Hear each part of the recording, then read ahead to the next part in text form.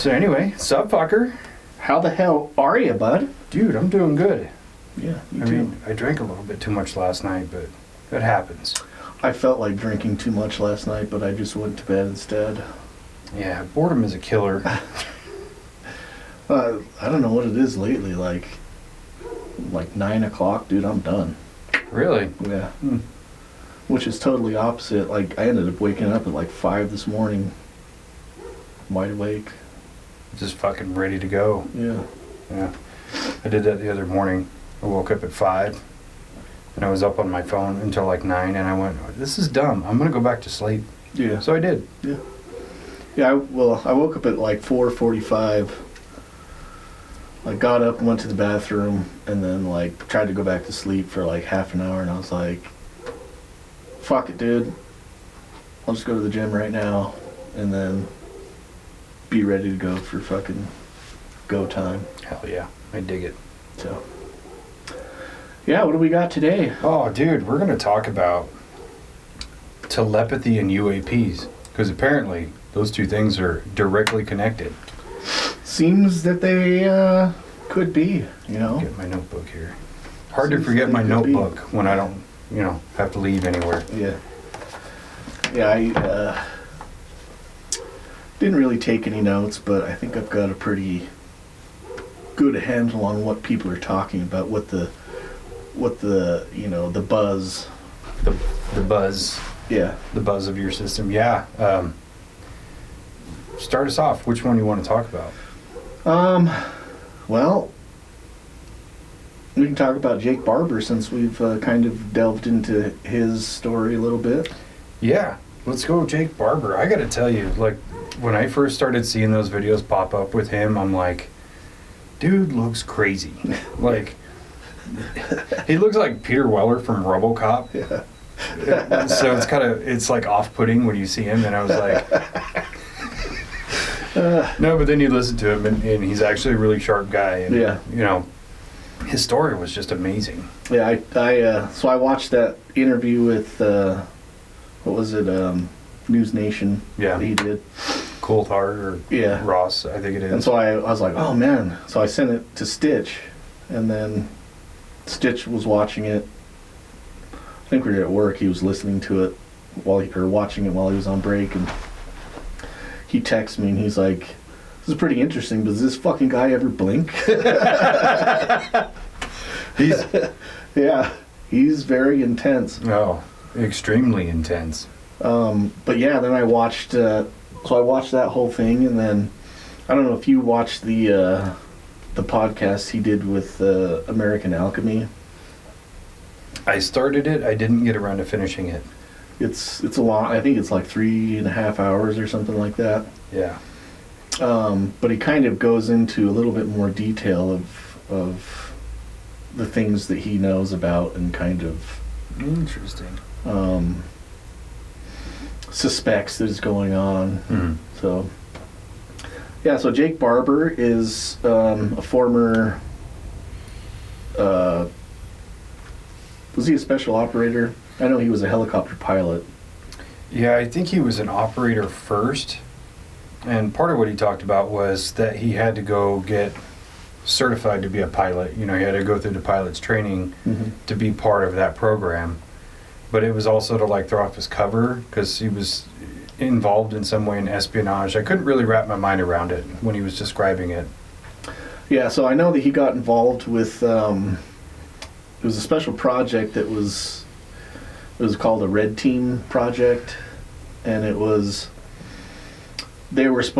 team was supposed to try to come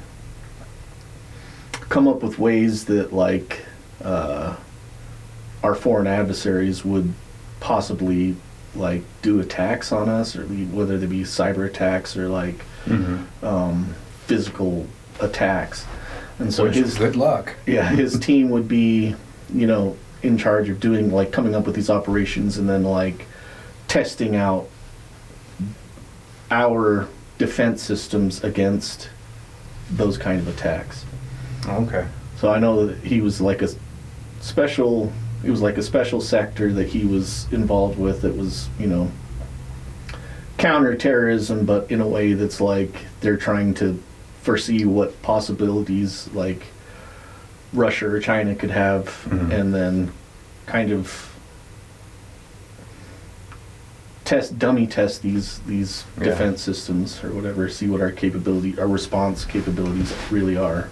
So, which is really interesting in itself. I mean, makes sense to, you've got these things that you suppose are going to work, but you don't really know unless you actually test them. Yeah, try it out. Yeah. Do like a soft launch kind of thing. Yeah.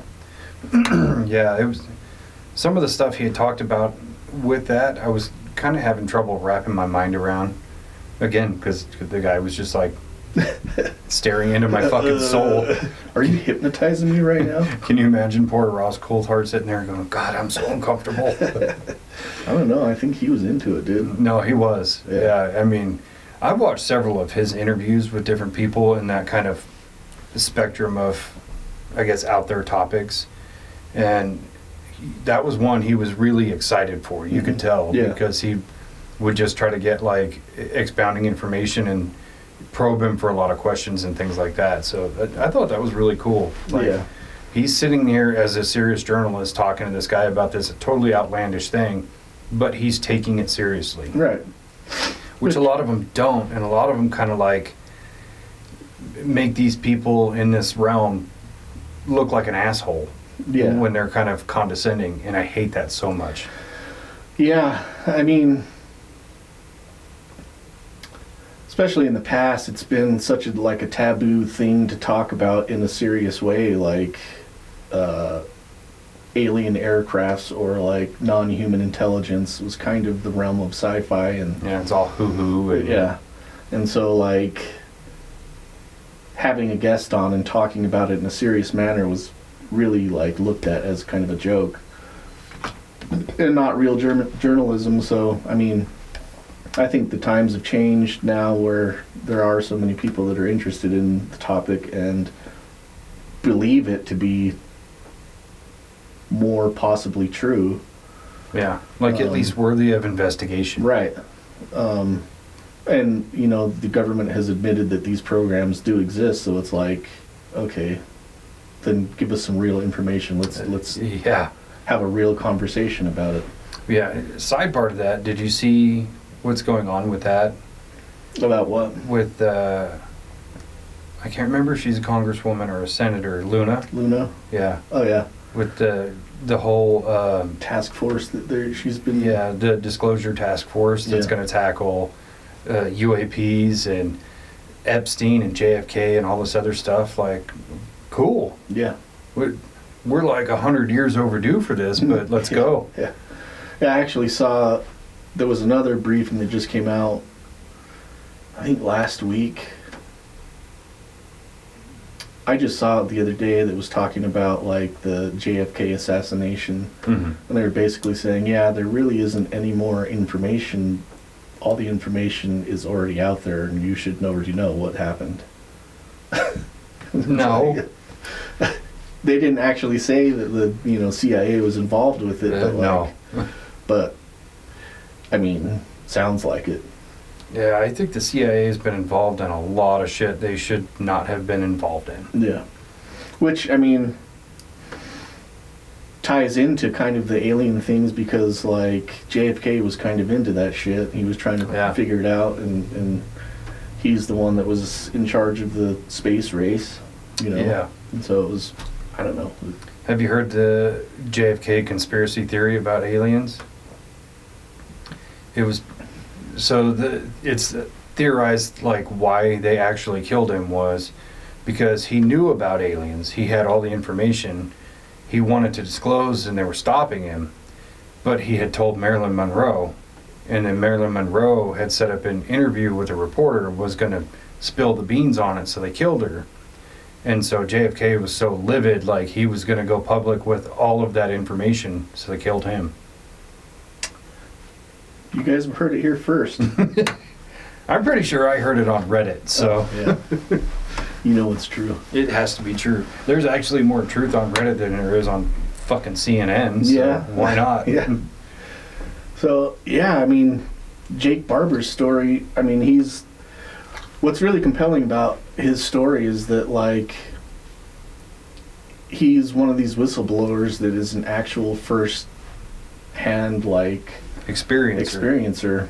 And that's kind of rare. You know, you've got Lou Elizondo and David Grush, who are, like, you know, they've been parts of these secret organizations that have information, but who knows how much of that information is true or is being fed to them in, like, PSYOP campaigns to like the Rick Doty. Yeah, just disinform all the way down the line. Right. And that is a problem I have. Like, I look at David Grush, and I like him and his stories are entertaining and all that, but 90% of them are second and third hand tales. Right. Like, yes, you had your experience as an actual experiencer, but everything else that he perpetuates is like a trusted colleague told me this, or a friend, or whatever, and I'm not discrediting it, but there's just no, like, meat to it. It's just chewing on the bone. Yeah. But yeah, the Jake Barber thing, one thing I really enjoyed about that story was tracking the progression of this guy's life in that interview, where he talked about, you know, his life story with his parents and being raised by his grandparents and so on and so forth, but then being inducted into the GATE program very early on in his life. And you watch the trajectory and you almost kind of go like, was that curated from front to back? Like, they spotted that he was gifted, put him in this program, and then kind of furthered his career? That's what it sounds like. I mean, and he kind of, on that American Alchemy thing, talks a little bit more about that, him thinking that it was, and they do that in a large part with kids in these programs in high school and shit. But they find these kids that have these weird, I wouldn't say weird, but like different mindsets of like being tested. So he talks about like him being like doing an IQ test, and he scored like 130 or something on this IQ test, which is pretty smart. And I think the average is about 105 or something like that. Yeah, I think it's between 95 and 105. Yeah.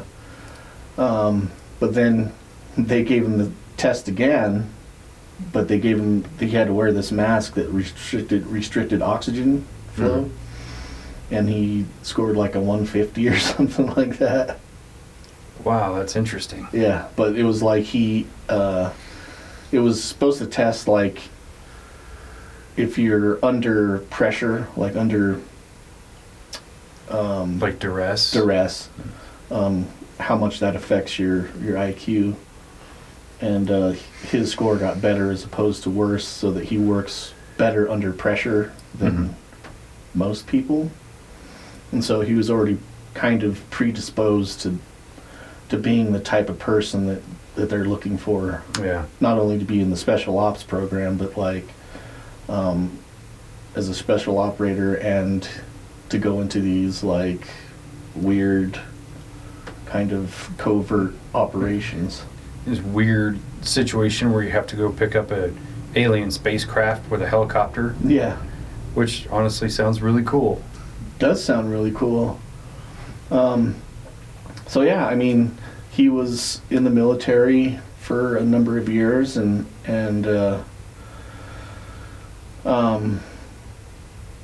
he was working as a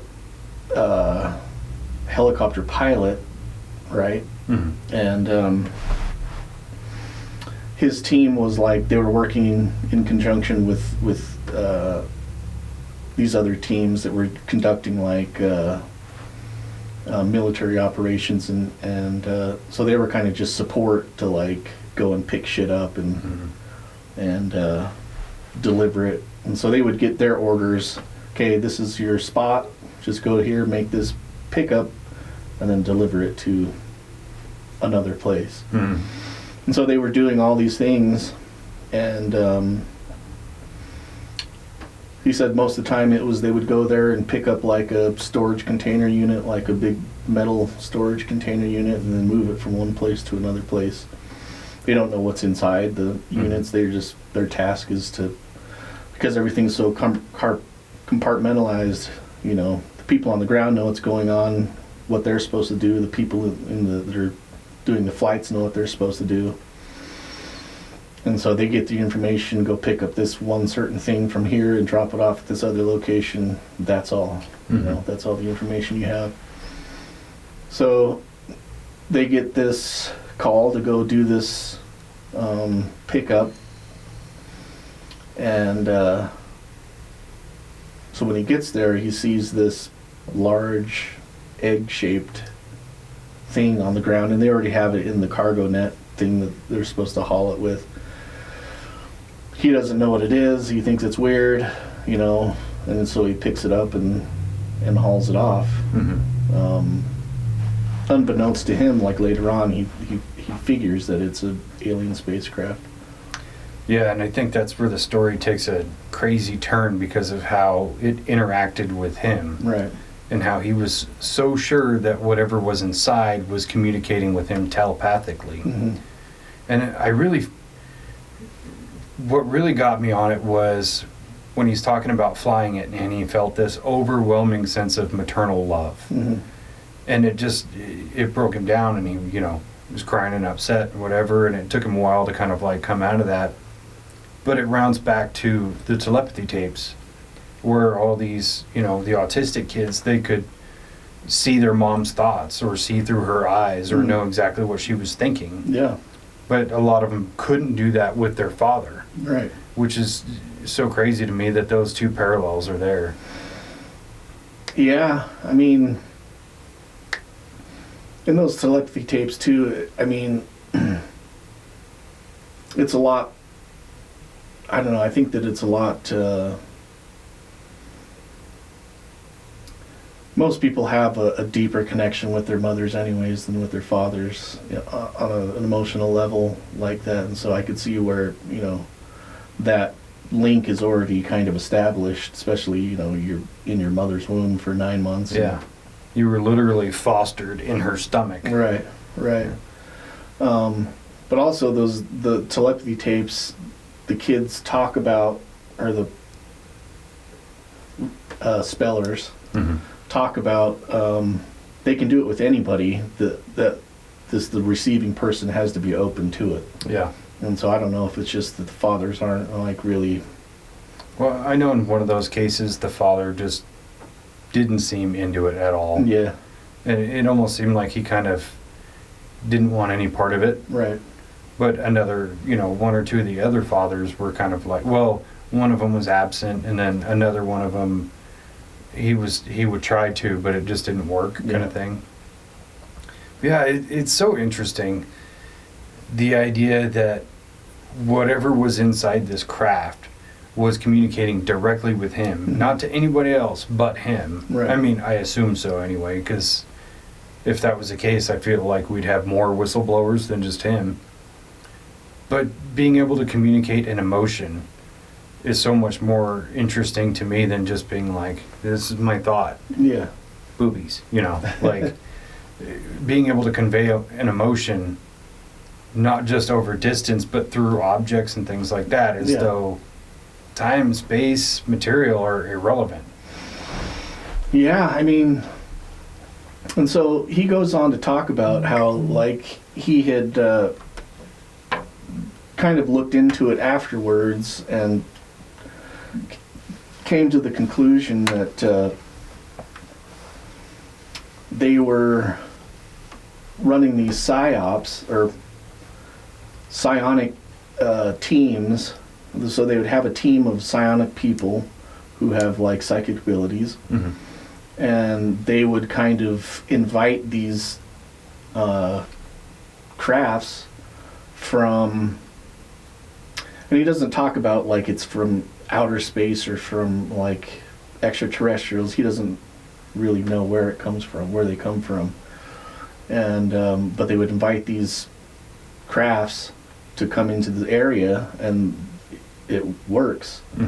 And so they would invite these crafts, and sometimes they would, have the ability to connect psychically with these things and have them land somewhere, or get them to a certain area where they're able to hit them with like an EMP and make them drop out of the sky. Mm-hmm. So the story is that that's what they're doing. They're using these psionic teams to invite these crafts, and then getting them to a location where they can get them down on the ground, confiscate them, and then like kind of study them and reverse engineer Mm-hmm. technologies from them. Well, that was a thing that he talked about was, like you were saying, we pick up and do these drop-offs, and immediately whatever it was that we picked up was it was gone. You never see or hear about it ever again. And now he's into this program to where they're trying to create a third-party crash retrieval program to be able to retrieve these UAPs or UFOs, whatever you want to call them, and take them to a science and data center so that they can be studied Right. by more than just government-based officials. Right. Which it should be. I mean, it should be kind of like the military is definitely recruiting like the best they can get, scientists-wise, and but it should be like an open forum for people that have maybe a wider range of knowledge. No, I agree. And they can be studied where it's not so compartmentalized that you only are looking at this one little piece of the craft, and you don't know what it is. You're just trying to figure out what it does, because that's how they do it. They break it down, according to Bob Lazar. They break it down into you're looking at this specific part of the motor drive system, and the other people are looking at the craft itself. The other people are looking at the material, and nobody knows what anybody else is working on. And so you don't have any information that can like add to your knowledge of how something actually works. Yeah, it doesn't make sense, because if some of these parts to these crafts are working in tandem, let's say the structure material, it works directly with whatever the power source is, or however it actually works. Like, you may need both parts of that puzzle to put it together. Right. To me, it's like having 80 different mechanics work on one car. Yeah. Instead of having one guy who's like good at electrical and body work, he might be able to have a better insight. Yeah. Or one guy who's like great at transmissions but also does interior. Like, put them all on there. Let them all study it. Yeah. And then whatever they find or they're able to reverse engineer, don't like proprietize it. Like, don't put a copyright on it. Let everybody have it. Yeah. Which I know that's like a perfect world type of thing, but if you want a perfect world, you got to start by taking one step. Mm-hmm. And so, yeah, that would be so cool if there was a third-party system to it, and a lot of like the black government gets taken out of the equation, because now you're depowering these people who have been doing this for 100 years. Yeah. And you're putting the power in the hands of the people, letting science solve the problem and humanity solve the problem, not just people with an agenda. Yeah. And that agenda is usually like money and power. So I mean, war. Yeah. And which kind of goes against what like Jake Barber's talking about. He's saying that these things are like, not only Jake Barber, but also Chris Bledsoe, who we're going to be talking about in a minute, are talking about these things are, it's kind of the opposite end of that. You have to, these things are summoned with emotion and connected with emotion and thought and consciousness, as opposed to like death and destruction. Yeah. What they're trying to be used for or utilized for. Yeah, I mean, even, I hope I'm getting this name right, Mike Herrera, have you heard that one? Sounds familiar. Yeah, he was a Marine Raider, and I want to say he was in the Philippines. I could be totally wrong on that, but they were out on a mission, and basically he discovered that they were using reverse engineered UAPs for human trafficking and drug trafficking and all these other things. And it's, to me, if I was like the alien race who they, stole that shit from, I'd be like, no, I'm taking this. Yeah. You're evil. Yeah. Yeah, I think I saw him on the Sean Ryan show. Yeah. Which apparently, Sean Ryan, I was watching his podcast the other day, and he has a little advertisement talking about like other people that create content. And he's like, if you want to use any clips from this show, go right ahead. Yeah. I love that about him. I was like, dude, that's pretty tight, man. Yeah. It won't copyright it. Yeah. He's like, I'm not going to copyright it. Just tag the Sean Ryan show, and you can use whatever the fuck you want to use. That's really cool. And I think a lot of content creators should be doing that. Yeah. Because it not only is it good for the creator who's using your stuff, but it's good for you because somebody could go, what's the source of that? I need to go find it, or get a clip from that, like Mike Herrera talking about it, and then go, oh shit, I need to go listen to this. Right. And you're just giving each other traffic. Right. Yeah, I fucking love the Sean Ryan show. I wish I was as patient as him to just sit and listen and only like chime in here and there, but his content is really good because it's either like politics or it's kind of paranormal stuff. Yeah. And that's right up my alley right now. Up my alley. Yeah, I kind of like looking into Jake Barber's story and Chris Bledsoe's stories kind of led me in several different directions of like, because they both like reference different people and who they've, been involved with or, and so like I went down kind of chasing, like Chris Bledsoe talks about Diana Pasulka, and so I kind of watched some of her stuff, which kind of it leads into it or is like adjacent to their stories and what they're talking about. And then I was watching another Danny Jones. I don't know if you've ever seen his. It rings a bell. He's another podcaster, and he just sat down with Stephen Greer, which I have a hard time with him. Is he the guy with the white rim glasses? No. No, He doesn't okay. wear glasses. He's like a younger kid. He's probably 30-ish. I'll show you later. Yeah, I'm sure I would know it, but yeah, Stephen Greer and the Jake Barber thing tied directly together because for like weeks we were hearing, oh, fucking disclosure, it's gonna happen, and Stephen Greer keeps teasing this big thing, and it was three things. One was his podcast, which I can't listen to it. He seems like a nice enough guy, but he loves to hear himself talk more than he loves to really say a lot. You know what I mean? Yeah. The other thing was the egg-shaped video and Jake Barber, because that was his video. So those things all came out on the same day. It's like, that's not disclosure, but I'll take it. Yeah, he... so in this podcast interview, he was talking about the Jake Barber stuff, and so yeah, Jake's got a lot of information until he got involved with Lou Elizondo, and Elizondo got him filled with all this propaganda.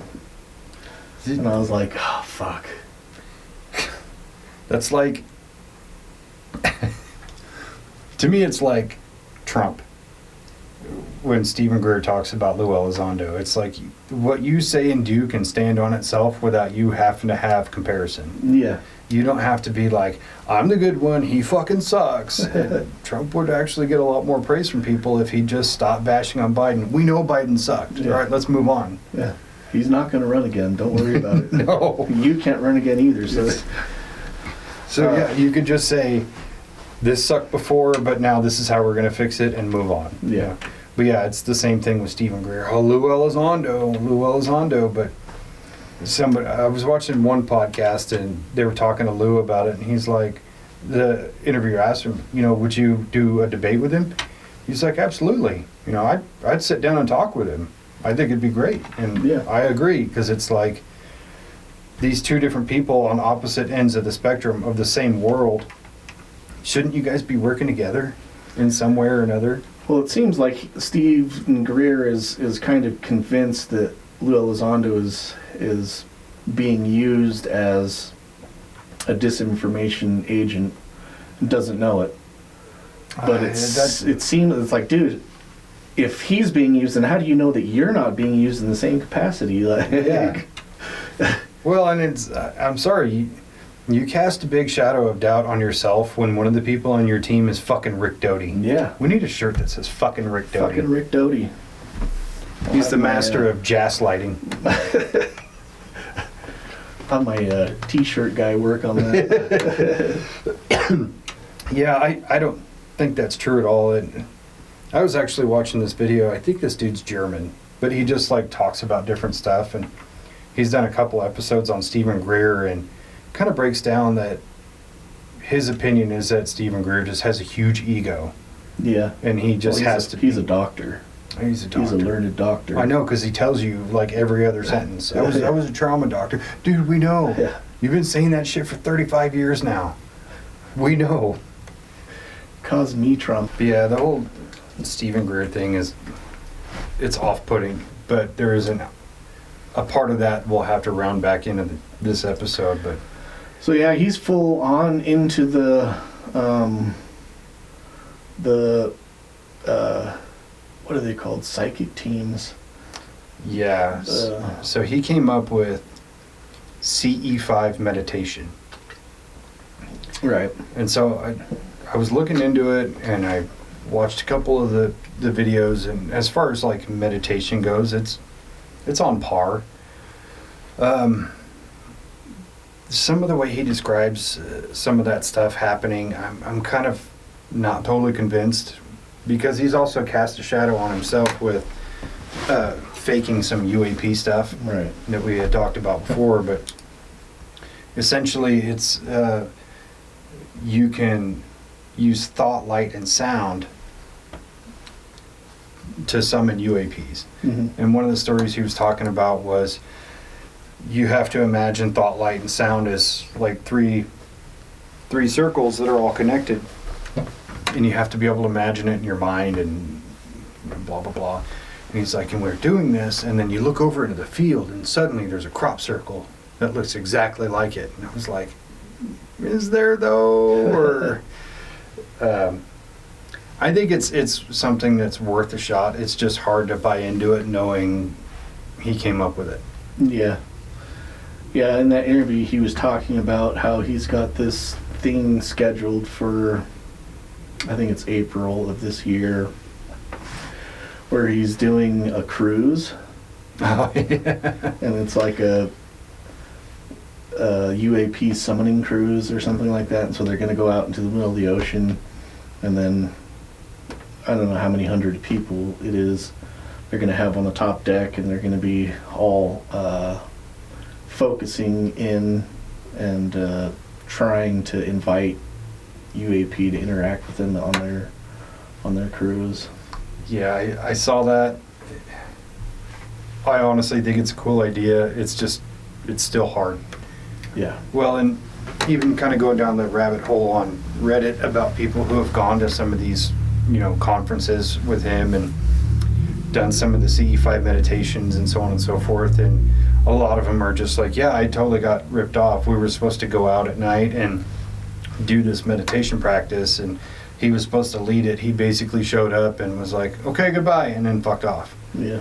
And it's like, I paid like $1,000 for that. And so yeah, stuff like that really just makes it hard for me to believe him, even though I really want to.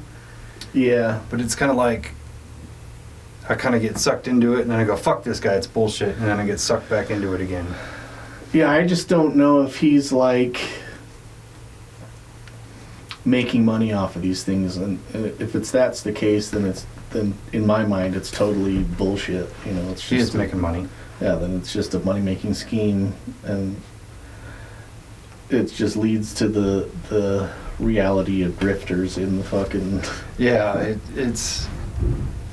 it's rough. And he talked about, like he was on Joe Rogan years and years ago, and he's like, and the black government took down that episode. I was like, I'm pretty sure Joe Rogan just took down that episode because it's not very good. Yeah.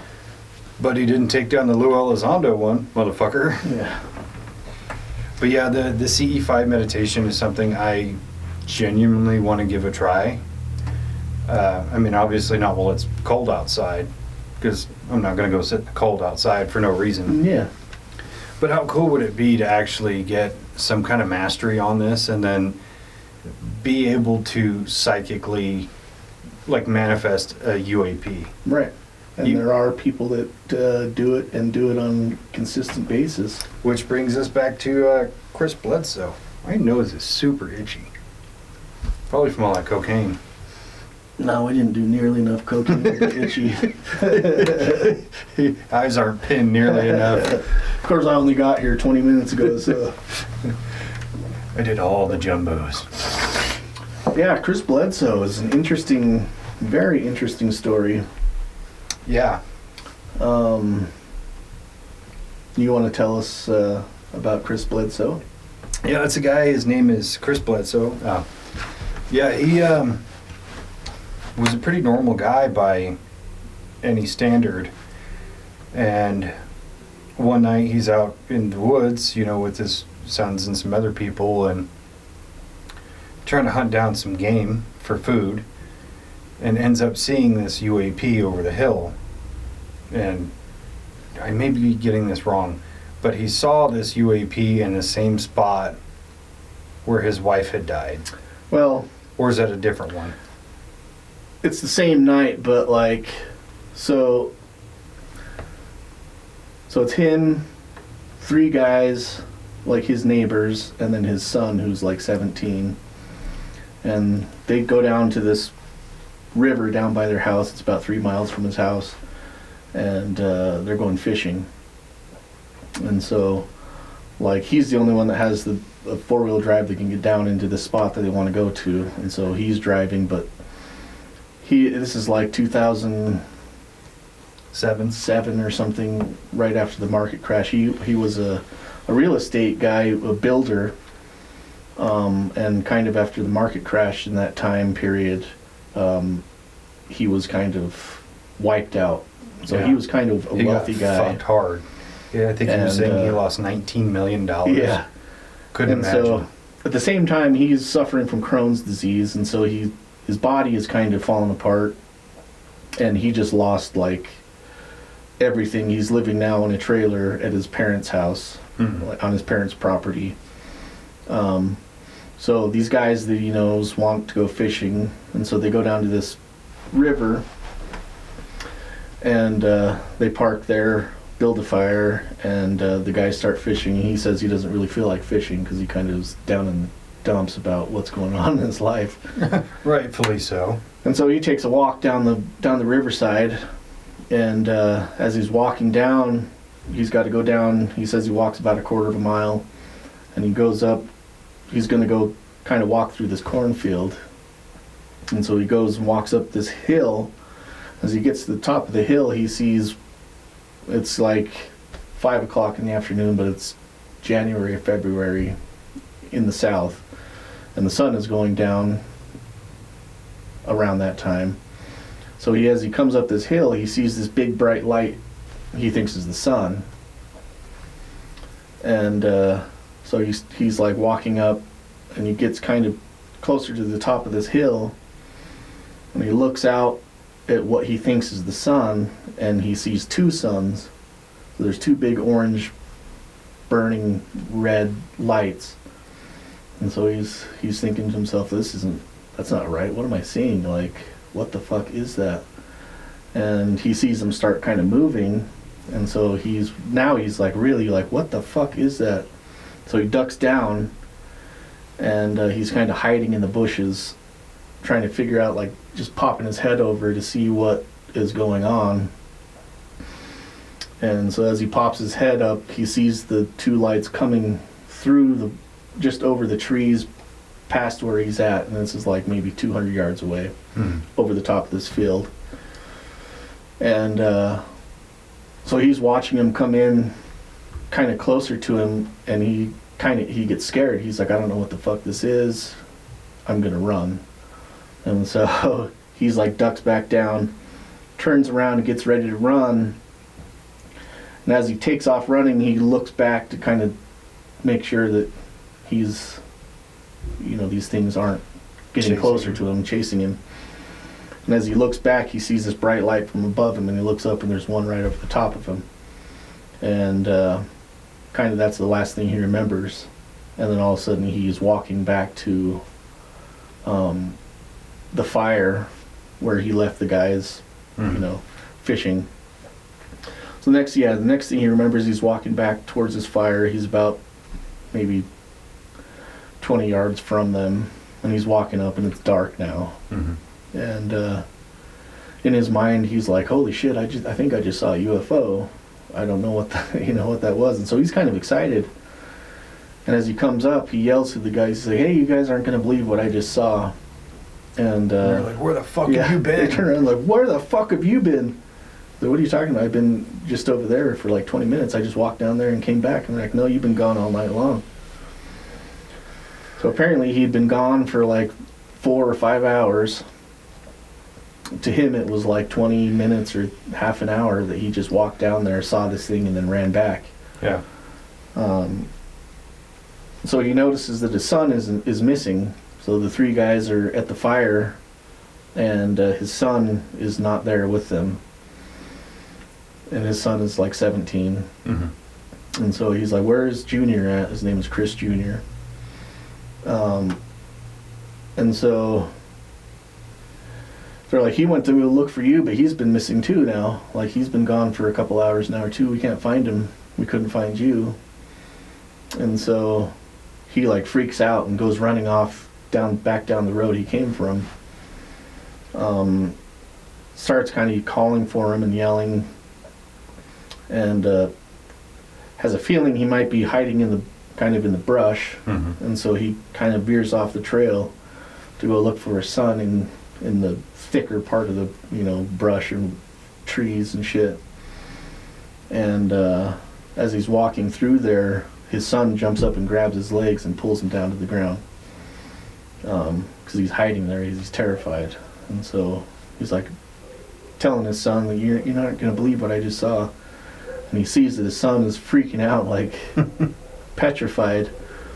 And so he asks him what's wrong, and so his son says that he just saw 2 creatures that they were like really small people that had really dark skin, like black and red glowing eyes. And he thought they were demons or monsters or something. He was convinced they were like aliens or demons, one of the two. He wasn't sure. And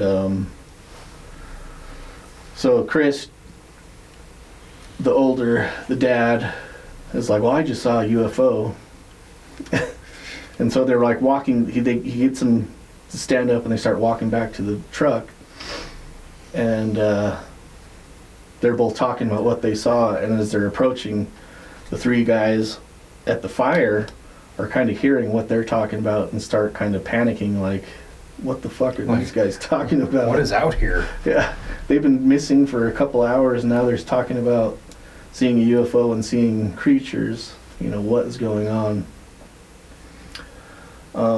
And so while they're like trying to figure out what is actually going on, one of the people at the fire says, "Hey, what's that?" And they turn around and look, and they see a group of all these stars, like 9 or 10 stars, that start kind of like swirling, and it looks like they're swirling down in almost coming down to the earth. And 3 of them all of a sudden just shoot down right kind of across the river from where they're at. And so they get freaked out, and they all jump in the truck and take off. So as they're driving,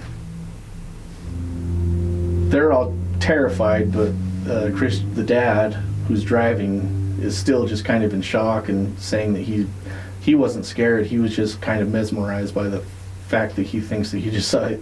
There's definitely a UFO. Yeah. And so they're driving, and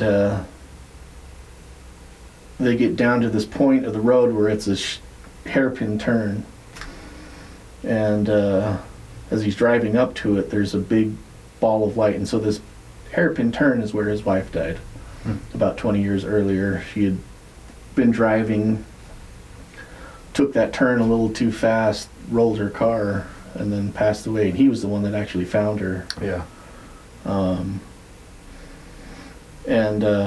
So as he's approaching this hairpin turn, he sees this big ball of light just over the top of that spot, and gets this overwhelming sense of like this thing is communicating with him, saying that, you know, she's okay. She's okay, and it's not his fault, and he doesn't have to carry that grief or carry that guilt with him anymore.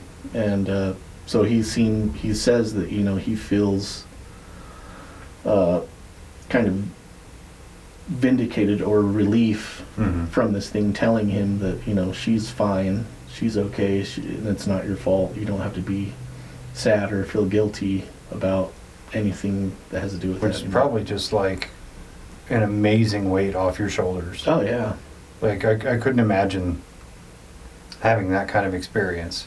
Yeah. And just like the elation you would feel, and just feeling like you're no longer dragging around a bag of bricks. Yeah. You know, that's got to be great.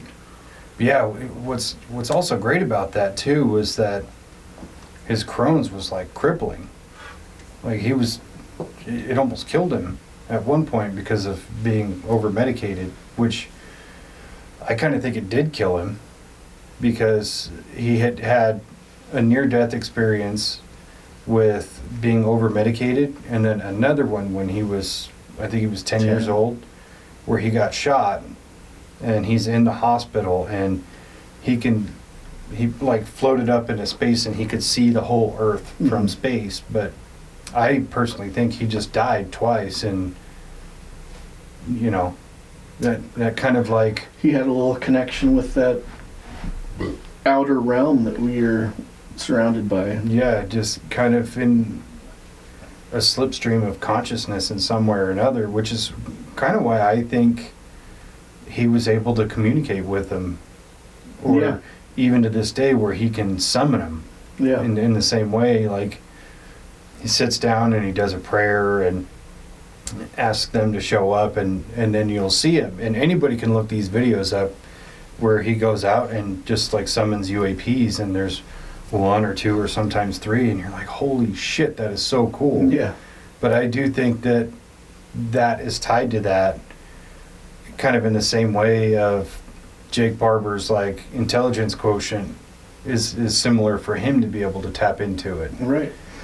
So yeah, I mean, having a near-death experience, like a lot of, you can look up, you know, we've done a near-death NDE episode before, and a lot of these people after their near-death experiences have this kind of psychic link, or like another sense that they can kind of peer beyond the veil that is put in front of all of us, you know, to kind of see all these other things that are going on all around us all the time.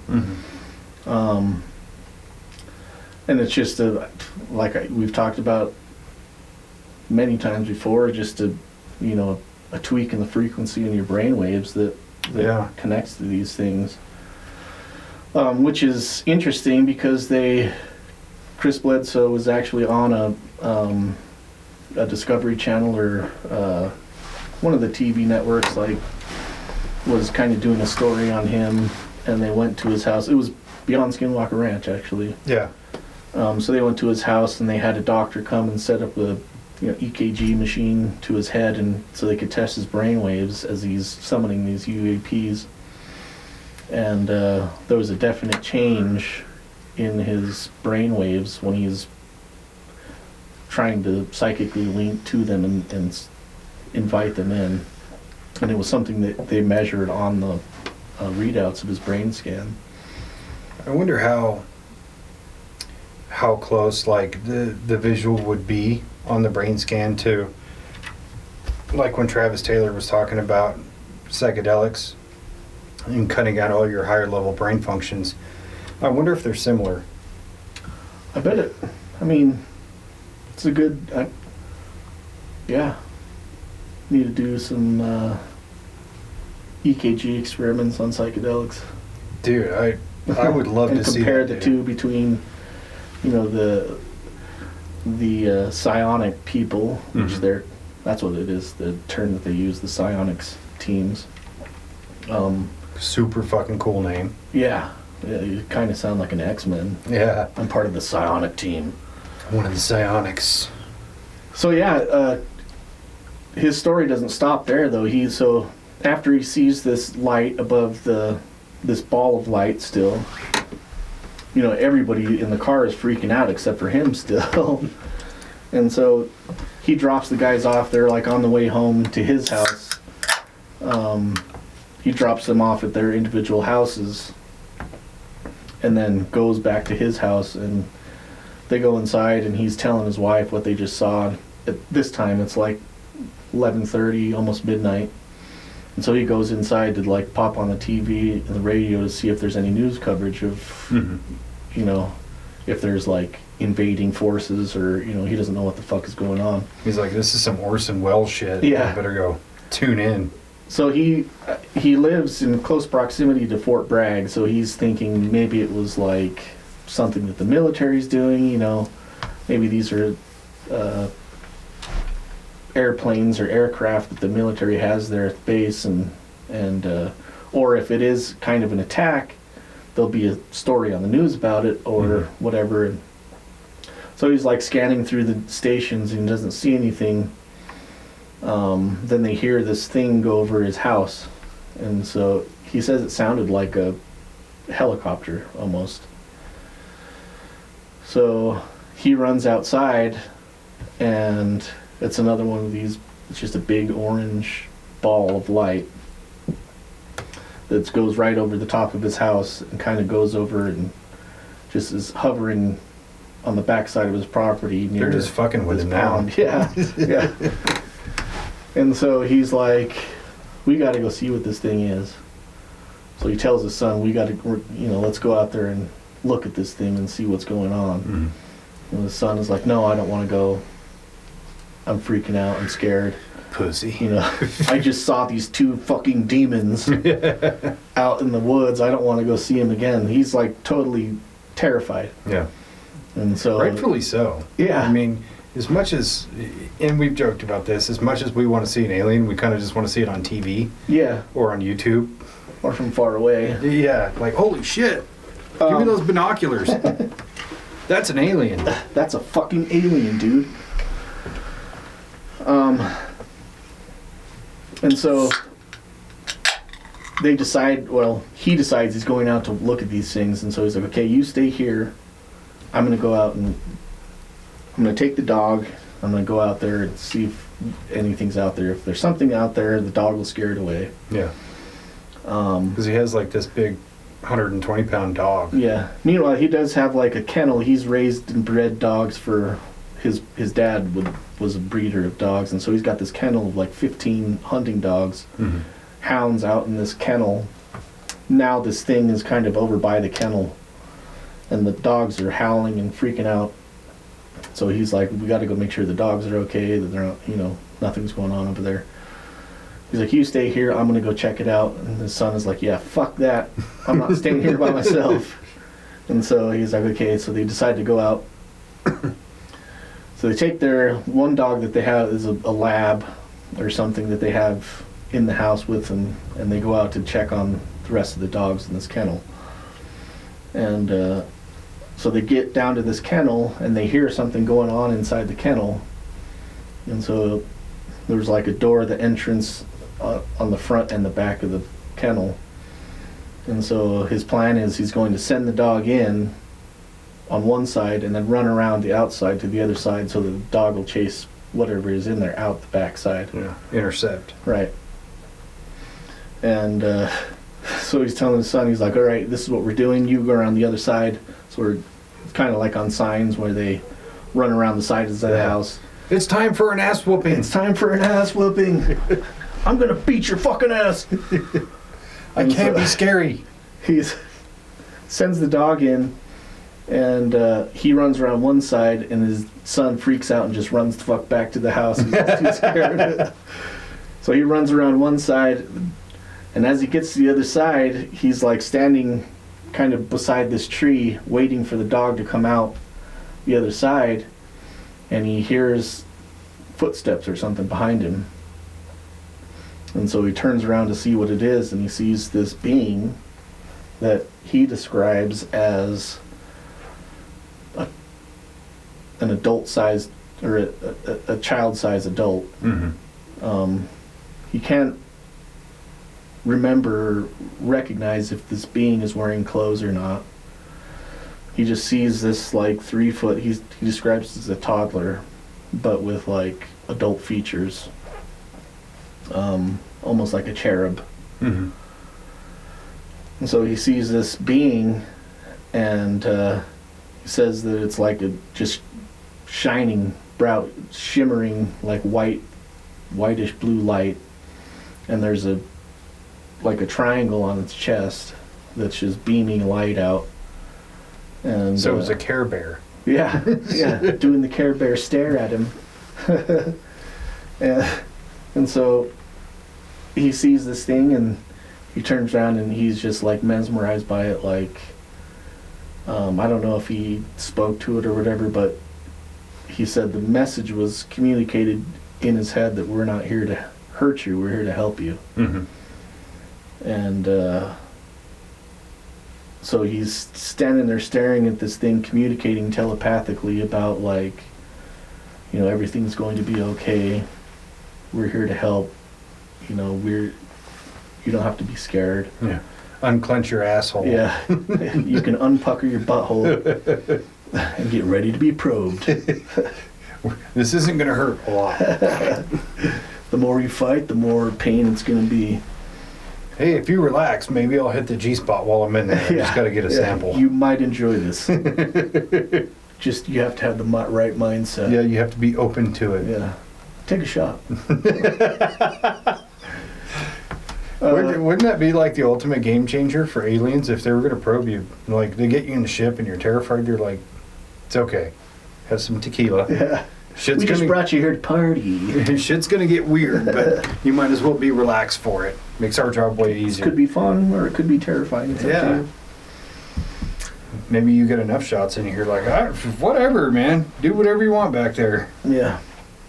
So as he's communicating with this thing, the dog finally runs out the other side of the kennel, and so he turns around, looks at the dog, and turns around, looks back, and the thing is gone. Yeah. Well, I think that was kind of the end of the incident that night, but ever since then, so that was like 2007 that this all took place. But ever since then, he's seen entities and beings. Yeah, that was the part of the story where it kind of took a turn for me, because he talked about the one that was always in his house. It was always around him. And then he described it like Gazoo from the Flintstones, which started making my mind reel about like ancient alien stuff. Like, why was there an alien on the Flintstones? It's kind of a weird conundrum when you really stop and think about it. But where he could communicate with this thing, he called him Johnny. Yeah. And he would talk to him all the time, and he had said that like his wife and his kids would get video of him communicating, but you couldn't actually see what it was he was communicating with. But that was so interesting to me. That is what he was saying, was it real, or was it something he made up in his mind, or was it kind of a projection for him that only he could see because he was telepathically linked? Well, also, something had happened. I can't remember what it was. When he was seeing this entity that he called Johnny, I can't remember what happened. I don't know if it was the Crohn's, but he was like very heavily medicated. Yeah. So he was going through, he what was it? So he was getting really depressed because of like the tribulations his family was going through, and everybody thinking that they're lying and are making it up, or people within the church were saying, oh, he's, you know, messing with the devil and seeing demons and things like that. And his children were being picked on at school, and they were kind of being like lambasted almost. And so he started becoming very depressed about it, and started seeing this doctor who put him on all those pills and then put him on lithium. And that's about the time he like OD'd and died. Yeah. But then there was another incident that came about where his daughter had come home, and she was, you know, crying for being picked on, for being part of the crazy family. And so he talks about, I went outside and I kind of screamed to the heavens of, you know, thank you for curing me, but this ruined my life, and blah, blah, blah. And then he has another experience with an entity where he walks out to the kennel, and it's really dark outside, he can't see, but he knows that entity's in front of him, and is like telling him, you know, everything's okay, we are still here to help. Kind of apologizing of like, sorry you're going through this, and hands him something and says, you have to hold on to this. And he said it felt like a furry tube, about the size of a squirrel, about the same weight, but it didn't have arms or legs. It was just, you know, tubular. And they handed it to him, and he dropped it. And the entity told him, like, you need to pick that up and hold on to it. And so he bends down to pick it up, grabs it, looks up, and it's gone. And I didn't actually finish the rest of that story when I was listening to it, but after that, things started going more positive for him, because he understood that he needed to tell that story. He needed to put it out in the world. And then when he did, a lot of good things started happening to him. Yeah. I mean, obviously, he's doing okay. People believe him. He's going on all these shows and things like that. I'm sure he's making some money off of it. And yeah, you know, life is better when you're not being the outcast anymore. Now you're being somebody who people are listening to, going, your experience is amazing, and everybody wants to hear about it. Yeah. So yeah, that entity was actually, he saw the entity, and it was a lady, and that was the entity is called the Lady. Yeah, he did say he could see her face. And so he put that out there that he had seen the Lady, and you know, that's what kind of got the attention of government agencies. Mm-hmm. And so all of a sudden he's like at work or something, gets a call from one of his kids who says that there's a government official at the house and wants to talk to him. Mm-hmm. And so he's like, government official, who is it? And he's like, oh, this guy from NASA is here, wants to talk to you. So he said, all right, I'll be there in about an hour, tell him to stay there. So he goes home, meets this guy, his name is, I can't remember his name, some NASA scientist. Yeah, it's the guy he ended up becoming really good friends with. Right. Yeah. I think it's like a Russian name or German name. I can't remember the guy's name. But ends up like spending a night with him. The guy like is really interested in this lady. Chris doesn't know why, you know, what the interest is, until later on he finds out that the lady is kind of an entity that's seen in a lot of different cultures and different aspects of both paranormal stuff and alien type events, where it's like all through history this lady's been seen kind of guiding humanity through like tough times or giving inspiration. So all these people are doing research to find out who this lady is and what she has to do with the bigger picture on, you know, human life. Which kind of dives into like Diana Pasulka, who is a PhD in religious history, talks about the lady and a lot of these entities. But yeah, so he gets investigated by NASA. He gets investigated by like pretty much all the alphabet people in the government.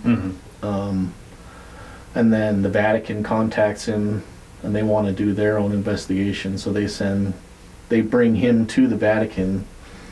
And Free vacay. Yeah, kind of tell him about what the history is in what the religious history is with the lady, and all these saints who have seen the lady, and then like kind of develop these psionic abilities afterwards. So there's like saints that were like able to levitate, saints that would like kind of predict the future and be prophetic, because they have this link with these beings that are outside our normal realm of thinking or belief. So that's where Diana Pasulka comes into, because she was able to go into the Vatican archives and research and find all these stories where people are talking to this lady, and people are having visions and meeting with these entities that are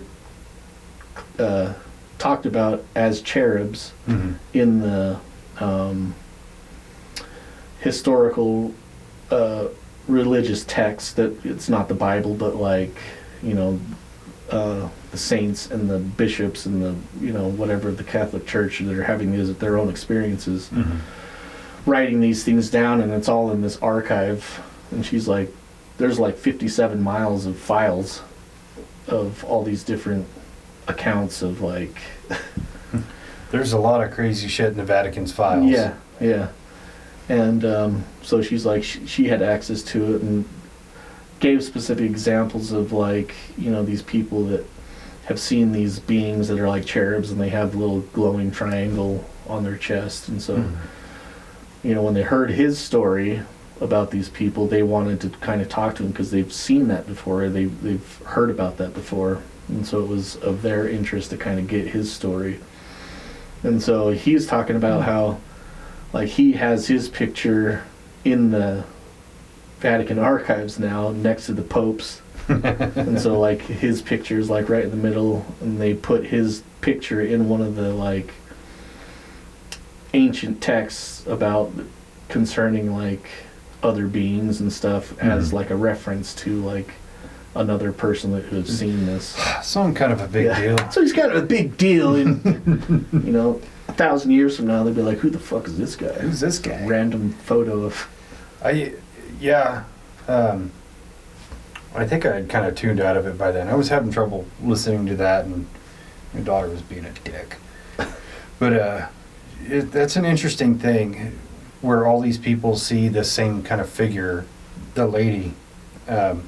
And it kind of goes back to that Jake Barber thing of maternal love. Maybe, you know, that's kind of the conduit he was in, was to communicate with her without a direct communication. Interesting theory. Yeah. Well, yeah. I wonder if she's hot. Diana Pasulka, I would assume, being a being of light. Them tits are probably amazing. Whee! Like headlights. Yeah. Diana Pasulka talks about it, where it's the same type of beings are seen in like DMT and ayahuasca trips, and you know, the similarities between these beings that are being seen in these altered states,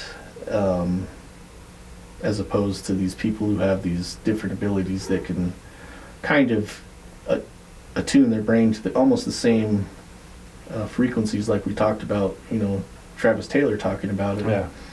Dropping those filters that we have. Yeah. Well, and I think there's something to be said, and I was actually just saying this the other day. There's something to be said for, like, the dream thing, sleep paralysis. Like, when people across the world, people who've never even seen a TV in their life, see the same thing in their sleep paralysis episode as so many other people, you know, where you see the Hat Man or the one that sits on your chest, and things like the Hag, or the monkey or whatever. And it, similarly with DMT or other psychedelics, where you'll see the same things that other people see, they just use a different vernacular to describe it. Right. Or, you know, where you see some people call them the monkeys or Machine elves. the machine elves or things like that. And it's like, I'm pretty sure we're all seeing the same shit. We just describe it differently. Yeah. But there's something really profound about that, especially considering like ayahuasca in particular, where that's South American. So again, people who've never seen a TV or even communicated with that outside world, how can they see the same thing that you can see in your DMT trip? Yeah. And you've never communicated. And even worse so, like if you've never done DMT or even heard about it, and then you do a trip and you see the same shit, like there's something to it. Right. My mind's just too small to wrap around how that works. Yeah. For now. For now, yeah. And Diana Pasulka talks about that, how people, you know, for the most part, do these things, and going into these psychedelic states, intention is everything. Yeah. Like, if you're going into it, your intention has to be set, you know, for the right reason. Yeah.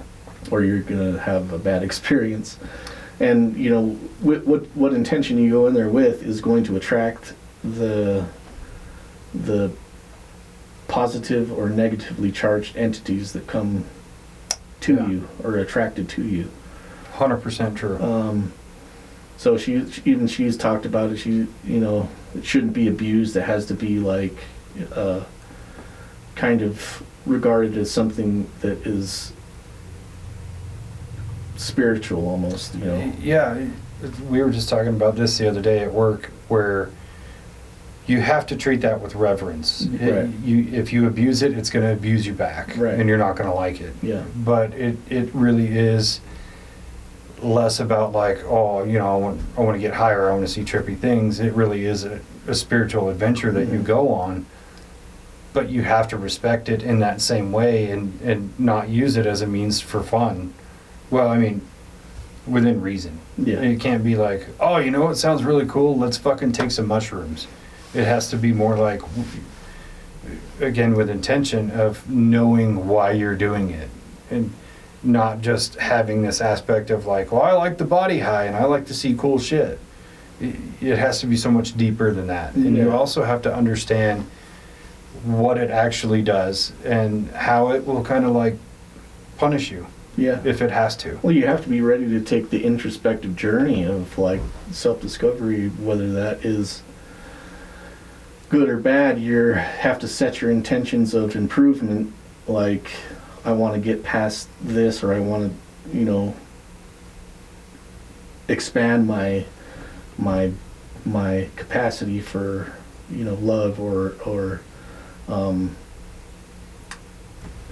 expand my capacity to receive or give love, or you know, recharge my positive side. And sometimes to get through to the positive, you have to push the negative through. You do, and that's the thing I was talking to Scott about, because you know, he recently did a little trip and he was struggling with the idea of closing his eyes and seeing what's on the other side. And I told him, like, you really have to just surrender yourself to it. You can't fight it, because it's going to push through one way or the other. But the more you fight it, the more you're going to have a bad trip. Yeah. Now, I don't personally think there are bad trips. I think there are trips that are really great, and then there's trips that teach you something about yourself, you know? And that's kind of what he needs to do next time he does it, is just let go and let everything flow through you the way it needs to do. Yeah. Be willing to take the trip. Yeah, instead of kind of being stuck in that loop of, oh, you know, let's try playing a video game, or, you know, let's watch the show or whatever. It's, to me, that's not even the most interesting thing, what you see with your eyes open. It's what you see when you close your eyes that is way cooler to me. Yeah. And that, like, as much as an ego death fucking sucks, you always come out better for it. Yeah. Every time. I always just got like, I would always just kind of tune into my body, and then it was almost like move my hand, but then I could like in my mind visualize the Tetris of like things that are connecting to make that thing happen in my body or something. I never got like super like crazy shit, but it was always just kind of a geometric kind of like patterns relinking each other to make that chain connection to my hand or whatever. Yeah, it's funny that everybody talks about seeing geometric patterns. Everybody. Yeah. Or certain other things that pop up, and I've talked to a few people where you see like I think it's Shiva, the Indian statue with the different arms and like the flowers and shit like that, and a lot of people kind of see the same thing, but everybody sees geometric patterns, which is kind of wild. Like, I can't remember what show I was watching was talking about like a lot of the temples in Thailand and India, the way that the structures are built, and they have these big pillars that are kind of like, you don't really know what it is, but it's actually a three-dimensional structure of sound. Yeah. And so like if you put sand on a speaker, on a board that has a speaker running through it, you'll see it like change shape with different frequencies. Right. Different frequencies will make cool a different pattern. And so like if you tune it to a certain thing, it'll make this pattern that looks exactly like what those pillars look like. So it's a shape in a three-dimensional space that's representing sound vibrations on certain frequencies. Which again kind of gives a lot of credibility to the CE5. Yeah. With the thought, light, and sound, you know, where you're thinking with intention, but you're also propagating those intentions with light and sound. Yeah. You know, this being made of light, there's got to be something more to her being made out of light than just she's shiny, you know? Yeah. Or the sounds you hear or don't hear are also going to, you know, initiate a different thought process. So if you're feeding yourself a positive sound, you're going to be able to project more positivity and vice versa. Not only that, is like tuning your own frequency to be a positive sound, like to be a resonate, a positive vibration. It sounds really but it's not. woo-woo, but it's not. Like people talk about positive vibes. Dude, have positive vibes, dude, and it's legit. Like, well, I mean, that goes beyond so many different things. Just being able to vibrate at a higher frequency, and we've all kind of known it. You know, when you're sad or angry or depressed or whatever, and then there's certain people you can be around that just naturally vibrate at such a higher frequency. It's almost healing to you to be around those people. yeah. And it's the same with you know, with music. You could be in a really terrible mood and hear a certain song, and it just like perks you up, and you're like, what am I being so shitty for? Yeah. You know, it's all these things in life, I think, are about vibrating and resonating at the correct frequency, you know? So just being bitter and negative all the time is, you're going to just stay bitter and negative. But when you can vibrate a little bit higher, you can go somewhere else. You can do something else. Yeah. And I think people who can't buy into that, man, you just got too small of a mind. Just think bigger. Yeah. Let go of preconceived notions of what you think it is, because really, in the span of the cosmos, we're nothing. We're this big. You have to accept that there's something bigger and broader outside yourself, and there's a lot that you just don't know. Yeah. So did you watch that Sean Ryan with Lou Elizondo? This recent one he did about 2 weeks ago or 3 weeks ago? I haven't watched that one yet, but I've seen so many with Lou Elizondo that I'm sure I could get it. So there's a part in there where he's talking about scale, and he talks about like the scale of the universe, which is the measurable universe, which the light that we can see from stars. The farthest that we can see is about 40 billion light years. Yeah. And so the vastness of space from our perspective is at least 40 billion light years across. The light year, if anybody doesn't know what that is, it's the distance light can travel in the time frame of a year. Light travels at 189,000 miles per second.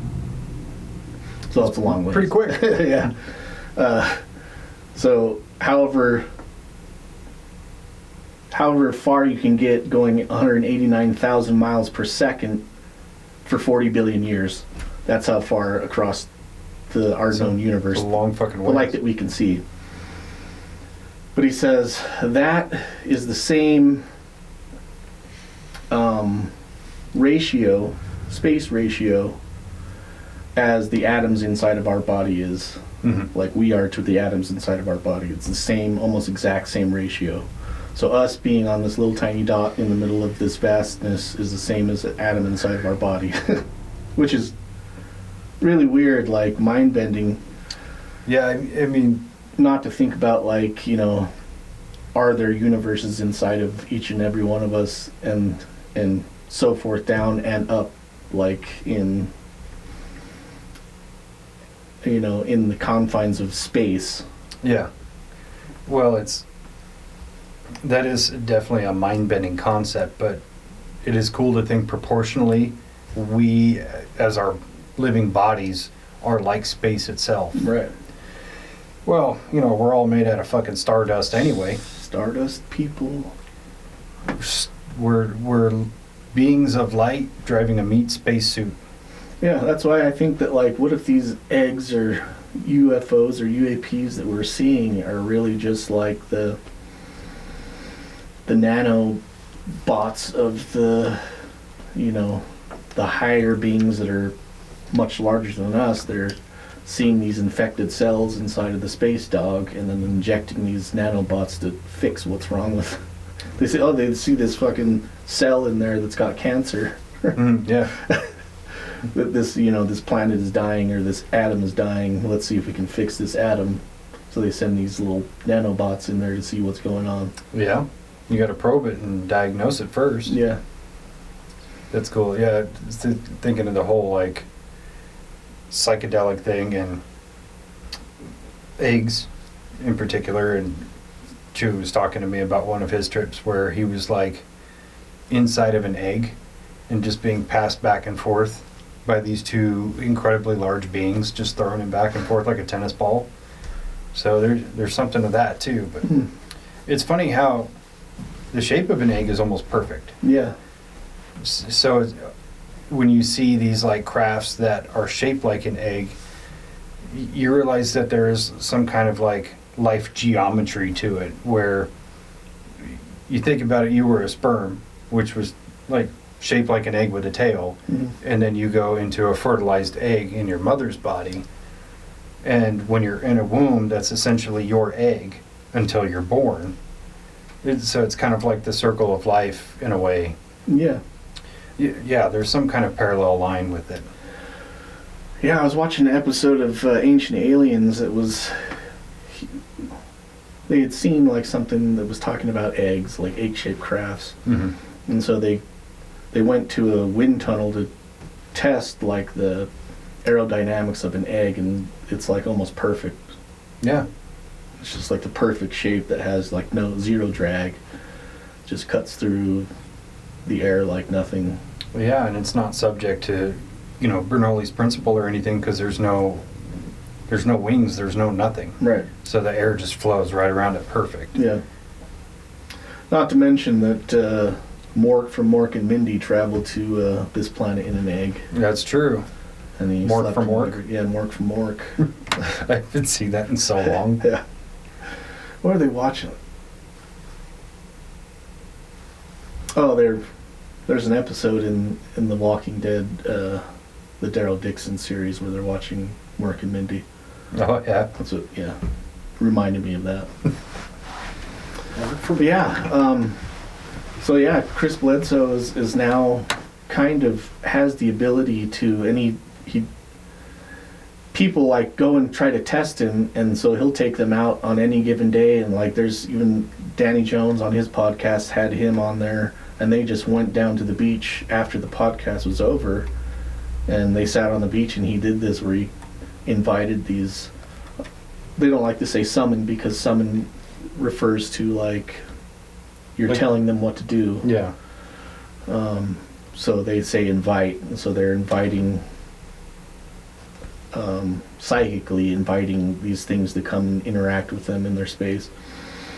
But they go out to the beach, and he invites in, and he says they see like 4 or 5 orbs come in and kind of float around only maybe 200 yards away from him, and then just fuck right the fuck off.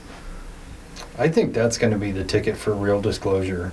Is people who can do that, they just call in these beings or these entities and show them to the world. Yeah. Because as much movement as we're having like within our government and other governments and things like that, I think that's going to be the ticket. Yeah. It's for a guy like Chris Bledsoe to be on national TV and be like, watch this. And then they fucking land and come out and they're like, hey, what's up, fucker? Hey, Chris, nice to see you, bud. It's Paul. Hey, guys. Hey. No, I mean, even there's people who are psychic people who have given predictions of 2025 and 2026, Mm-hmm. Who have said that, will be the year of enlightenment, and people will understand a lot more about extraterrestrial and interdimensional beings. Mm-hmm. And it will be kind of a disclosure will be kind of a widespread knowledge that's gained. Yeah. Which I think is a much better way for us just to be able to inherit knowledge about things instead of being shown something. Right. Because, we all dream about disclosure as like, aliens land on the White House lawn. But what if it was just this big information dump? Yeah. What if they would telepathically communicate with all of us to say, you don't have to be afraid, we're here to help. This is what we are. Yeah. Well, I think it has to do with the realization that consciousness as a whole is a singularity. So it's like consciousness of people is almost a shared consciousness of knowledge, and just the realization of you can tap into that if you can train yourself how to do it. Ever since the whole telepathy tapes thing, I find myself going back to looking at more about consciousness regularly. Yeah. And trying to understand it. And I like the way you put that it is a singularity. Because if it is a singularity, that means we are all part of it. Yeah. Because it's just one. It's not Spencer and David, we're together. Yeah. That even though we have our individual identities, we're still part of the same stream. Right. And it's been tested, and you've heard of the 100 monkeys thing. I think we've talked about that before.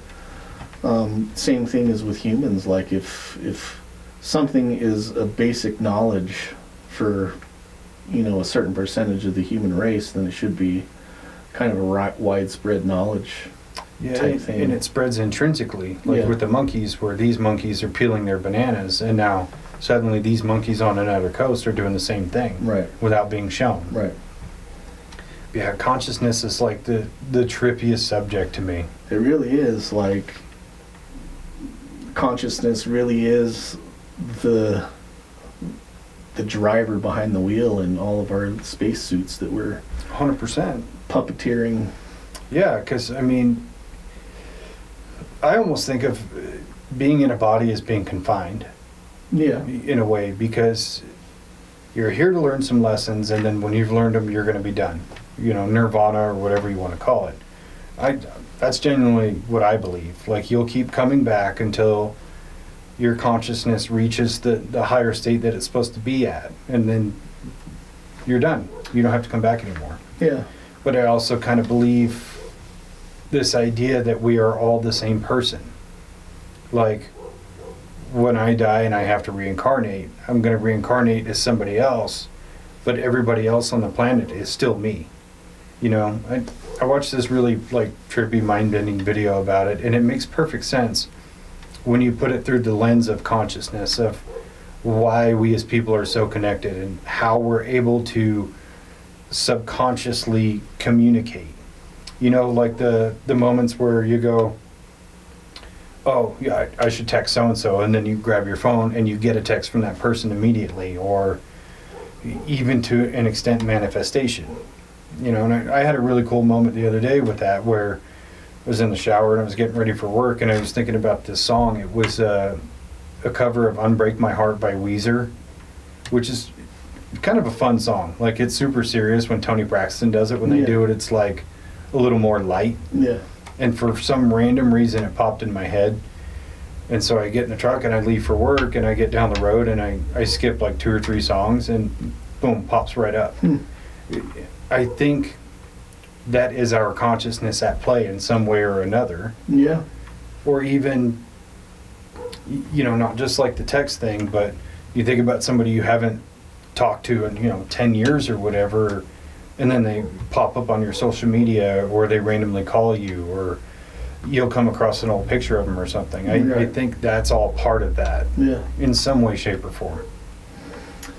Yeah, I think that it's all connected, man. Like, it has to be. I don't think there's any way it can't be at this point. It's seems so random, but when you actually look at it, it just connects so much. Like, everything connects with one thing or another. Like, and so, I mean, like you've talked about, like reincarnation, and kind of in that realm of like trying to reach nirvana. I believe that it's really, you're this entity that is kind of training to master self-control, and really that's what this life really is about, like just trying to master. And most religions have like the basic 7 deadly sins or 7 sins that you're trying to master, like don't fucking kill people. Yeah. Don't be addicted to sex, don't be addicted to food, like master control over yourself. Yeah. And then you can kind of master being this free entity in the realm of energy and space. Yeah. But, this is kind of like the area where we got the training wheels on. Yeah, I mean, once you kind of get yourself to vibrate at that right frequency when you're in control, Yeah. then it kind of makes you feel like, well, in my case anyway, like there's no more point in me coming back. So you can go to nirvana or the collection or whatever spiritual idea you believe in, but that's really your goal, is to get from point A to point B. Yeah, once you've already beat a video game like 10 times in a row and know exactly how to do it, then you kind of want to move on to something else. Yeah, you move on to the next thing and the next thing. And if you kind of go by Einstein's theory that energy cannot be created nor destroyed, I'm pretty sure that's Einstein. But if you believe in that, then you have to also believe your spiritual energy is energy and it cannot be created nor destroyed. Yeah. Which is also part of why I think we're the same person over and over and over. So where does paranormal stuff fit into that realm, do you think? I find myself questioning the paranormal stuff all the time. And I got to be totally honest. I don't actually believe in ghosts or spirits or things like that. Not necessarily. I'm not saying it's not real. I just don't have enough information to create my own point within my own mind. But that's kind of why we do ghost hunting and stuff like that, is to have experiences and collect that data for yourself. Right. And for me, try to figure out what I actually think it is or what it could be. But I think just in a realistic sense is not every pathway has to be clear. So if you are having, let's say, a spirit, if somebody's actual spirit is still trapped here, it's because their pathway was not aligned. Maybe they were supposed to go through a door, but the door was locked. I I don't like to believe that everything happens for a reason because of things like that, you know? Because, yeah, what if it was supposed to go this way, but it didn't, and now your energy is stuck here? But we perceive it as a ghost because it's distressed and it's confused and it's lost. Not just, oh, I'm angry, you know? Interesting. Yeah, I kind of... Yeah, I don't know what you know, I believe that there are things that we don't see on a day-to-day basis, and there are places that can hold energy like that. What that energy is and why it manifests as a person or I don't know. I don't understand that. That's the pursuit, though. But yeah, for sure. And I do believe that it might be just the way that we're perceiving that energy and the way that we're receiving that energy, and our brain is kind of displaying that mental image for us to understand what we're feeling, what the energy is in that area. That's why a lot of times I think that like people will see something but they don't catch it on video. Yeah. It's because their mind is perceiving it as like, I just saw a shadow or I just saw a ghost, but I didn't get it on video. Yeah. Or I heard a voice and it didn't capture on the audio. It's just like a sound because that's what our ears are letting us perceive it as. Is like there's an energy here. What is it? And our brain says it's this. Yeah. Because that's familiar. Well, I mean, to put it through kind of another lens, so to speak, is, you know, a lot of ghost hunting, people use, you know, what is it called, full spectrum camera or multi-spectrum camera. I feel like our minds just aren't capable of being full spectrum cameras because, for one, you could witness some kind of event, you know, that's paranormal in nature. The first thing you're going to feel is fear. It's going to kick in, and that's going to eschew all of your rational thought because you're just going to be afraid. But if you're able to get past that and you can look at it as, okay, I saw a shadow and it was in the shape of a person. Putting it through different lenses until you come up to the right answer. But I think our minds are just kind of too small for that. Yeah. And Lou Elizondo actually talks about that also. Talks about like the human brain can only perceive like 10% of the electromagnetic spectrum. Yeah, and it's a very, very small it's just sliver. a sliver of the entire, like the spectrum is this big and we can only perceive, our minds can only perceive this much of it in sound, light, and feeling. But that's just because that's what our physical bodies are kind of... It's all we're capable of. Capable of receiving. So there's a lot of shit out there that we just are totally blissfully unaware of, I guess, in this existence we're in. I agree, but that's where being curious comes into play. Being curious and trying to open yourself up to experiencing the wildness of reality. The craziness of all the mind-bending shit that's out there. Yeah. And I do kind of believe in a way that we're only given enough information that we can process. Yeah.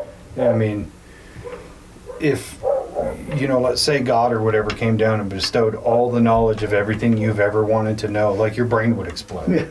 Like... Or just be fucking grow, like your head would be like this big. You'd look like the leader from the Hulk and shit. You got this giant brain. Your brain is just dragging on the ground behind you. Oh, shit! Yeah, I mean, like, I think even if there was a possible way to explain everything that has to do with UAPs and aliens and everything, your mind couldn't hold that much information. No. Or even a smaller thing like ghosts or paranormal stuff, like, it would still melt your mind because it's too much for you to handle in one shot. Yeah, we went to the bookstore yesterday. Izzy and Kara wanted to get some books. And so I was just like, they're like looking around. They always take forever at the bookstore. So I was like going through and I was like, oh shit. Went over to like the ghost hunting and paranormal stuff. And just reading all the labels of all the books that they have there was already too much for me. And I was like, dude, I feel like I've read enough already. I don't want to buy a book now. Kind of makes you think twice about that Meteor Man power where he could touch a book and receive all the knowledge from it. Yeah. That's a lot. Just go to the library and like, okay, I know Kung Fu. I know Kung Fu. Show me. Yeah, so just to have that much knowledge, like I said, I was overwhelmed just reading all the titles. Yeah. Of the 30 books that were there. The 30. You know, it's funny, you know, we kind of talk about that, but the older I get, the more I realize knowledge is not the end-all, be-all. Wisdom is much more important. Yeah. Just kind of like, you know, we're talking about vibrating at a higher frequency and being more positive and things like that. Like, that's the wisdom of knowing how both sides work and knowing that this one's better. Mm-hmm. Instead of the knowledge of, you know, you could say, I'm a good person. I go to therapy and I read these books and I do X, Y, and Z. Like, that's knowledge. Wisdom is understanding yourself, you know. Vastly more important. Yeah. Did you buy a book? I didn't. I bought a new book yesterday. Was it Five Below? Here.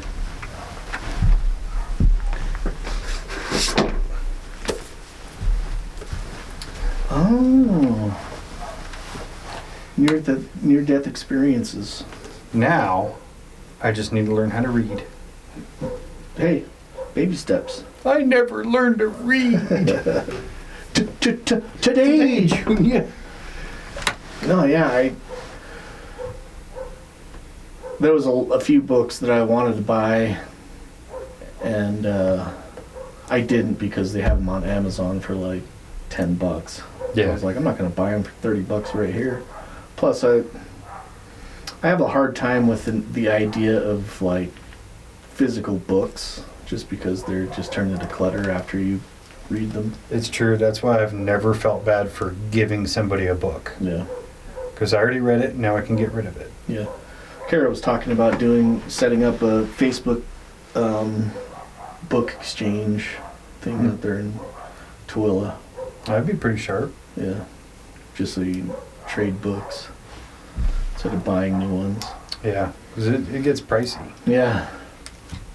So plus, I think that I want to just pay for a subscription to like Audible, and so I can just fucking listen to them. Yeah, it's hard for me to sit down and read anymore because I have to have it quiet. Yeah.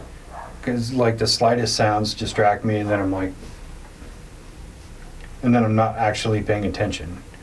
Or, you know, if I have something to do, I'm like, oh, I got to finish this chapter, and I read through it as fast as I can, but then I don't remember shit. Yeah. So I enjoy being able to sit down and read, but just the opportunity is not always there. Yeah, I enjoy reading, but I've always used it as kind of a tool to help me sleep. Yeah. And so it was like, I think that my brain is just like programmed to, oh, we're reading, we're trying to go to sleep. Yeah. So like I'll read like 4 or 5 pages and start like... Plus I have a condition. Actually, no. That's pretty managed now. My sleep apnea. But, nah. Yeah, I think that I do a lot better with listening to stuff and retaining information from just like listening audibly. Yeah, I struggle with consuming information passively like that, because I'll be listening to like a podcast or something and kind of zone out into my own thoughts and fuck, I just missed 45 minutes of this. I gotta rewind. Yeah, I kind of am the opposite. Well, I'll be like listening to it and then forget that I'm driving, and then all of a sudden I'm like, oh shit, I'm home. Good thing the car knows the way. I made it here. I'm in the driveway. How long have I been sitting here? Yeah. So, I think we really do need to try the CE5 thing again when it's warmer. I think we might have an opportunity coming up here. I also think we should try it in September. In September. How cool would it be to be at the campground next to Skinwalker Ranch and summon some fucking UAPs? That'd be so tight. Is that your phone? Mm-mm. I just heard something. That was weird. It's because I'm vibrating at the correct frequency. Yeah. We'll have to look. I can't remember what is it. Stargazer campground. There's Stargazer was down the road. I think it's Bottle Hollow is the one right next to it. I think I could be totally wrong. See if we can reserve one of those camp spots. Yeah, because it's like the gate to Skinwalker Ranch is here, and then the gate to the campground is here. Yeah. So now we're at least one night we're gonna have to do that. Well, I don't think it's going to work because Stephen Greer says that Skinwalker Ranch is just the government. It's a terroroid. Yeah. I hate that so much. Basically, it's like them using that as like a distraction for people. Like, what? In what world does that work? In the world that he wants the attention on him. Yeah, see, that's where Ranch. I think it's the ego thing of like, oh, it's all bullshit over there. Just watch what I do. That's all that matters. I've got all the real information. Me and Rick Doty have been working on some shit. He's been writing scripts for me. Rick Doty's over there. That's what I imagine he does all the time. Just watches it. They're buying it. 3 million views. I've seen a bunch of Rick Doty interviews, and I'm like, I could see how he's telling the truth about certain things, but it's like, I know what you did for a living, you motherfucker. Yeah. I'm not buying anything you say. Yeah, if you get time, you should listen to that Stephen Greer episode with Danny Jones, because he does have a lot of, he talks about a lot of interesting things, and even just like the way that light and sound and the way that he thinks that these things work is a pretty cool concept, and a pretty, he goes kind of in depth into explaining what his theory is on it. Mm-hmm.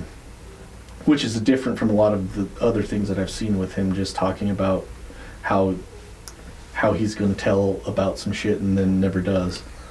Well, I even think about light in terms of how it can play with your brain waves. Have you ever heard of EDMR? Yeah. So I tried that for a little bit while I was in therapy, and it was a really interesting concept, even though it was more about mental tracking than anything. It's getting your eyes to focus on this moving light so that you're kind of like only focused on doing that one physical action, so your mind can go on and work on other things, you know. So it's an interesting concept, but I don't think it's as predicated on the light, but the color of the light helps. Where you have people doing red light therapy now, which is actually really cool, really great for you, or UV light therapy. So the way light affects your mind and your body is palpable. It's a real thing. Oh, yeah. So there's even, I can't remember if they were there last year. I think they were. That place that does the light therapy that's supposed to induce a, almost like a DMT trip. Yeah. There's actually an app you can put on your phone for that. Yeah. It'll just flash your flashlight at you. I haven't tried it yet. I'm kind of like, what if it works? Yeah. I'm going to do it on the way home. Car knows the way, it's fine. No, I won't do that while I'm driving. I'll wait till I get home and do it. You're in the driveway just like, fuck, I can't wait. Dad's been in the driveway for 9 hours. There's a flashing light going on in there. Should we check on him? No. I think he might be dead. You're just sitting there. The trees are talking! I couldn't Tetris my way out of the car.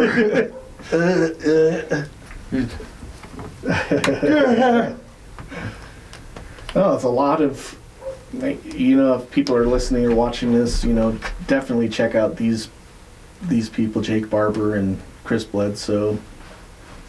Diana Pasulka, if you want to get kind of more of a religious aspect or view of it. Stephen Greer. Begrudgingly Stephen Greer. Yeah. They have a lot of content out there, and judge it for yourself. 100%. Consume all the knowledge and create your own wisdom. I like that. That's the way to do it. That is That's what we're trying to do, right? That's all we're trying to do. We have all the answers now. We're so wise, dude. Our brains are growing. I can feel myself levitating. I'm a fifth dimensional being now. Oh, one thing I did want to touch on before we finish was in that Sean Ryan show with Chris Bledsoe, and he kept bringing up the movie Close Encounters of the Third Kind. And one thing that I found entertaining, and I can't remember if he said it or it was Sean Ryan, but they had a screening with Ronald Reagan for that movie. And when they got up after the movie was over, Ronald Reagan said, only about a handful of people who see this movie are going to know how true a lot of this is. Yeah.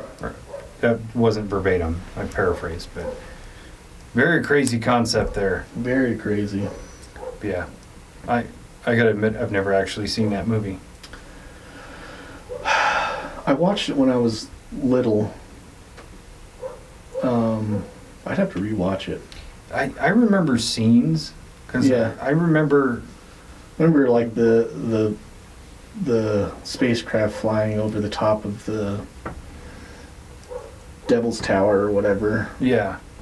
I remember when it flew past him and he went home and he was like washing his face. Half of his face looked sunburned. Yeah. And the song they played. And now that I'm older and kind of into all that stuff, it's really funny that you have like J. Allen Hynek in that movie and some of the other people in that stratosphere of UFOs and stuff. Yeah, you might get the homage references to the... Yeah, almost like they were there like, no, the aliens wouldn't do that. We've been studying them a long time. This is what they would do instead. Yeah, you know? right. Yeah, I got to rewatch that. It's on my list of things to do. Yeah, so do you think you can telepathically communicate with UAPs? Right now, no. In the future, I'm going to try. I think you could. I think I can. I mean, it's like saying, do I think I could climb Mount Everest? Probably. But I'm going to have to train for it. Yeah, for sure. But I think just on kind of raw brain power and will and intention. I think we can get there. Yeah. I think we could probably get there easily. Set some intentions. Set some intentions. Have good intentions. Not try to, get them to come here so we can jack their ride. No. Just show up, Yeah. That's all. Give out some positive vibes. Some positive vibes. Just put some fucking woo-saw out there. You want to come over here? They're like, do you want me to bring You want to go? You want to go? You want me to bring the probe thing? Or all right. I think this is a good topic. I'm glad we covered it, and I'm really looking forward to trying it. Yeah, me too. It's going to be fun. Skinwalker Ranch. Skinwalker Ranch. We'll dude. start developing the skills. Start practicing. Start practicing. For sure. Okay, I love you. Bye-bye. Bye.